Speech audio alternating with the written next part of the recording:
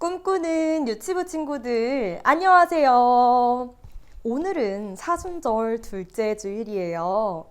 십자가 지신 예수님께 감사함으로 하나님을 예배하길 원해요. 먼저 사도신경으로 우리의 신앙을 고백합시다. 전사님 따라서 바로 고백해 보아요. 나는 전능하신 아버지 하나님, 천지의 창조주를 믿습니다. 나는 그의 유일하신 아들, 우리 주 예수 그리스도를 믿습니다. 그는 성령으로 잉태되어 동정녀 마리아에게서 나시고 본디오 빌라도에게 고난을 받아 십자가에 못 박혀 죽으시고 장사된 지 사흘 만에 죽은 자 가운데서 다시 살아나셨으며 하늘에 오르시어 전능하신 아버지 하나님 우편에 앉아 계시다가 거기로부터 살아있는 자와 죽은 자를 심판하러 오십니다. 나는 성령을 믿으며 거룩한 공교회와 성도의 교제와 죄를 용서받는 것과 몸의 부활과 영생을 믿습니다. 아멘. 하나님을 기쁨으로 찬양해요. 다 함께 일어섰 할렐루야.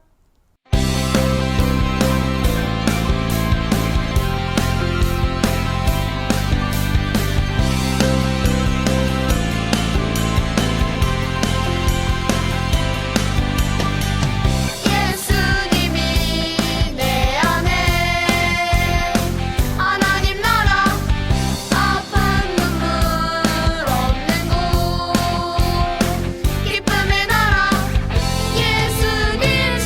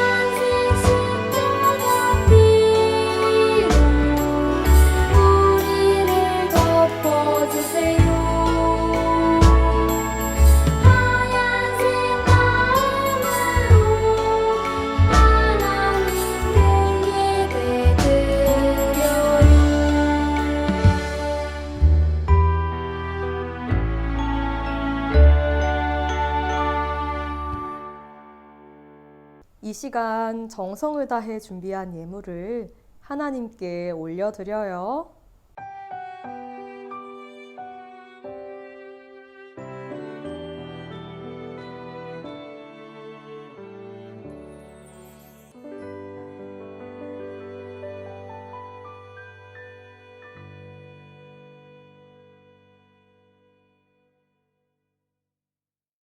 전도사님 따라서 함께 기도해요. 하나님, 모든 것을 주심에 감사드려요. 하나님의 자녀로 살 수 있어서 감사해요. 어떤 상황 속에서도 하나님만 사랑하며 살겠어요. 예수님의 이름으로 기도합니다.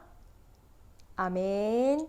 오늘 여러분과 함께 나눌 말씀은 출애굽기 12장 27절의 말씀이에요. 말씀 준비. 성경을 읽어요. 너희는 이르기를 이는 여호와의 유월절 제사라. 이는 여호와의 유월절 제사라. 여호와께서 애굽 사람에게 재앙을 내리실 때에 애굽에 있는 이스라엘 자손의 집을 넘으사 우리의 집을 구원하셨느니라 하매 백성이 머리 숙여 경배하니라. 출애굽기 12장 27절 말씀.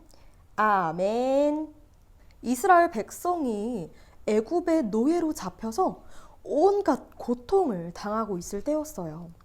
하나님께서는 이스라엘 백성을 애굽에서 나갈 수 있도록 모세를 부르셨어요. 모세야, 너는 애굽의 왕 바로에게 가서 나의 백성 이스라엘을 풀어주라 명하라. 모세는 하나님의 말씀에 순종하여서 애굽의 바로에게 가 하나님의 말씀을 전했어요. 그러나 바로는 하나님의 말씀에 코웃음을 치며 무시했어요. 뭐? 너희가 믿는 여호와 하나님? 그게 누군데? 이스라엘 백성은 절대 풀어줄 수 없어. 애굽에 붙잡혀 있는 이스라엘 백성은 더욱 고통스러운 일을 하게 되었어요. 그래서 하나님께서는 바로에게 10가지의 재앙을 내리셨어요. 하나님께서 모세를 사용하셔서 바로와 신하들이 보는 앞에서 나일강의 물을 붉은 피로 변하게 하셨어요. 그런데 바로는 물이 붉게 되는 건 우리도 할 수 있지, 이런 억센 마음으로 여전히 하나님의 말씀을 듣지 않았어요. 그래서 두 번째로 개구리 재앙. 이 개구리 재앙으로 땅이 오염되고 음식이 오염되어서 사람들은 밥을 제대로 먹지도 못했어요. 그런데 바로는 여전히 완악했어요. 하나님은 세 번째로 이 재앙을 내리셨고 사람들은 온몸에 작은 이가 붙어서 간질간질 온몸에 피가 날 정도로 긁었어요. 그래도 바로는 완악했어요. 네 번째로 파리 재앙. 파리들이 떼로 몰려다니며 살아있는 것들의 피를 빨았어요. 그래도 바로는 완악했어요. 다섯 번째로 가축의 죽음 재앙이었어요. 애굽의 가축들이 모두 죽게 되었어요. 일할 수 있는 가축도 먹을 수 있는 가축도 없어졌어요. 그래도 바로가 완악하자 여섯 번째 악성 종기 재앙을 내리셨어요. 온몸에 악성 종기가 올라와서 괴롭게 했어요, 사람들을. 그래도 여전히 바로는 완악했어요. 일곱 번째 재앙으로 우박 재앙이 내렸어요. 하늘에서 커다란 얼음 덩어리가 내려와서 우박에 맞아 죽는 일이 일어났어요. 여덟 번째로 메뚜기 재앙이 일어났어요. 메뚜기 떼들이 날아다니며 땅의 모든 것을 갉아먹었고 땅에는 아무것도 남지 않아 황폐해졌어요. 기어이 9번째 재앙인 흑암의 재앙까지 세상에 빛이 사라지고 어둠만이 온 땅을 가득 덮었어요. 바로는 하나님이 보여주신 이 9가지 재앙에도 불구하고 마음이 교만하고 또 완악하여서 하나님의 말씀을 무시했어요. 결국 모세는 하나님께서 준비하신 마지막 10번째 재앙을 사람들에게 선포했어요. 애굽에서 처음 태어난 것은 모두 다 죽을 것입니다. 바로의 첫째 아이도 동물의 처음 난 것도 모두 죽을 것입니다. 그러나 양의 피를 문설주, 즉 집 문틀의 양 옆과 위에 바르는 곳은 하나님께서 그냥 지나가실 겁니다. 이 날을 지나간다는 의미의 유월절로 지정하여 우리는 이 날을 기억하고 지켜야 합니다. 이렇게 밤이 되었고 이스라엘 백성은 하나님의 말씀대로 양을 잡아 어린 양의 피를 집의 문설주에 바른 채 밤을 보냈어요. 자, 과연 어떻게 되었을까요? 이 밤 애굽의 온 땅에 울부짖는 소리가 가득했어요. 아이고, 아이고, 우리 첫째가 바로의 맏아들도 죽음을 면치 못했어요. 그런데요, 이스라엘의 백성은 하나님의 말씀대로 어린 양의 피를 문설주에 발라 죽음을 넘어갈 수 있었어요. 이스라엘 백성은 왜 문설주에 양의 피를 발랐을까요? 하나님께서 말씀하셨으니까요. 네, 맞아요. 그러나 조금 더 자세하게 말하면 이스라엘 백성은 어린 양의 피를 바르면 그 집을 그냥 지나가리라는 하나님의 약속을 믿었어요. 하지만 바로와 애굽 사람들은 하나님을 신뢰하지도 하나님의 약속을 믿지도 않고 거들떠보지도 않았어요. 그래서 애굽 사람들은 그들의 첫째의 죽음을 면치 못했어요. 하나님은 유월절 어린 양의 피로 이스라엘 백성들을 죽음에서 구원해 주셨어요. 그런데 그때 이스라엘 백성뿐만 아니라 지금을 살고 있는 우리 또한 죽음에서 구원하시고자 유월절 어린 양을 보내주셨어요. 문설주에 어린 양의 피를 바름으로써 죽음을 지날 수 있었던 이스라엘 백성처럼 우리도 이 유월절 어린 양을 믿기만 하면 영원한 죽음에서 구원을 받을 수 있어요. 와! 이 유월절 어린 양 당연히 믿어야겠죠. 하나님께서 주신 이 유월절 어린 양은 바로 하나님의 아들 예수님이세요. 유월절 어린 양의 피를 문설주에 바르기 위해서는 양을 잡아야 해요. 어린 양이 우리 대신 죽어야 해요. 그리고 피를 흘려야 해요. 이처럼 예수님은 죄인인 우리를 영원한 죽음에서 구원하시기 위해 우리 대신 죽으셨고 우리 대신 피를 흘리셨어요. 또한 애굽에서의 이스라엘 백성은 문설주에 양의 피를 바를 때 이 어린 양의 피가 자신을 죽음에서 구원할 것을 믿음으로 발랐어요. 이처럼 우리도 우리를 구원하신 유월절 어린 양 예수님을 우리의 구원자로 믿어야 해요. 오늘은 사순절의 2번째 주일이에요. 이 사순절의 기간 예수님이 유월절의 어린 양이심을 깨닫고 예수님만이 우리의 구원자 되심을 믿는 모든 꿈꾸는 유치부 친구들 되기를 축복합니다. 그럼 말씀 마치며 전사님이 기도하겠습니다. 무릎은 꿇고 두 손은 모으고 두 눈은 감고. 하나님 아버지, 애굽에서 이스라엘 백성을 죽음에서 구원하기 위해 단 하나의 방법은 하나님의 말씀대로 어린 양의 피를 문설주에 바르는 것이었습니다. 이스라엘 백성은 하나님의 말씀대로 유월절 어린 양의 피로 죽음에서 구원을 받았고 하나님께서는 지금의 우리에게도 구원의 손길을 허락하십니다. 하나님, 우리에게 유월절 어린 양 예수님을 허락하시니 참 감사합니다. 우리 유치부 친구들이 예수님을 구원자로 믿고 받아들일 수 있도록 하나님께서 더욱 굳건한 믿음을 부어주실 것을 믿습니다. 우리에게 구원의 길, 예수님을 허락해 주심에 감사를 드리며 예수님의 이름으로 기도합니다. 아멘. 전도사님이 알려드려요. 네, 먼저 우리 지금 사순절 말씀 달력을 진행하고 있습니다. 지난 수요일, 재수요일을 시작으로 사순절 말씀 달력도 시작되었습니다.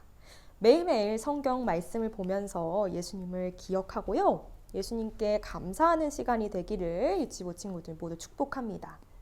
자, 말씀을 묵상한 뒤에는요, 스티커, 동그란 스티커도 달력에 붙여보세요. 사순절 말씀 달력을 모두 완성한 유치부 친구들은 부활주일까지 인증 사진을 보내주거나 부활주일에 교회로 이 말씀 달력을 가지고 나오면 우리 말씀 달력을 완성한 친구들에게 선물을 주도록 하겠습니다. 다음으로 우리가 마음에 새길 3월에 새길 말씀은요, 요한복음 1장 36절의 말씀이에요. 함께 말씀 읽으면서 마음에 새기기 원해요. 예수께서 거니심을 보고 말하되 보라 하나님의 어린 양이로다. 요한복음 1장 36절 말씀. 아멘. 꿈꾸는 유치부 친구들, 사순절의 둘째 주를 시작하며 6월절의 어린 양 되신 예수님을 믿음으로 살아가는 귀한 시간 되기를 축복합니다. 그럼 다음 주에도 이 시간에 만나요. 안녕.